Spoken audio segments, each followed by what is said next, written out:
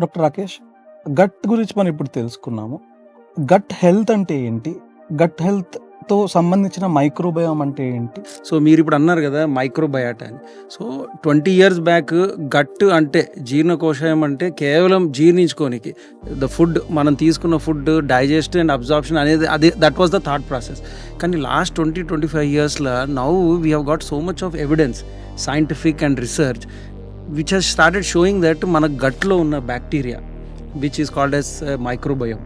ఈ గట్లో ఉన్న బ్యాక్టీరియా అది కొద్దిగా స్మాల్ ఇంటెస్టైన్, కొద్దిగా స్టమక్, ఎక్కువ శాతము కోలాన్లు. సో ప్రీవియస్లీ మన థాట్ ప్రాసెస్ ఏమిటంటే దిస్ ఇస్ ద సింబయోటిక్, అంటే మన గట్లో ఒక ఆర్గానిజం ఉన్నది అంతవరకే మన అండర్స్టాండింగ్ ఉండే. బట్ నా ఇప్పుడు ఈ 20 ఇయర్స్ రీసెర్చ్లో what we have started understanding is that ఈ మైక్రోబయాటా అనేది ఇట్స్ లైక్ ఎన్ ఎకోసిస్టమ్. మీకు ఒక ఫన్ ఫ్యాక్ట్ చెప్పాలి అంటే మన కోలాన్లో ఉన్న bacteria is probably more than 1.7 to 1.8 trillion.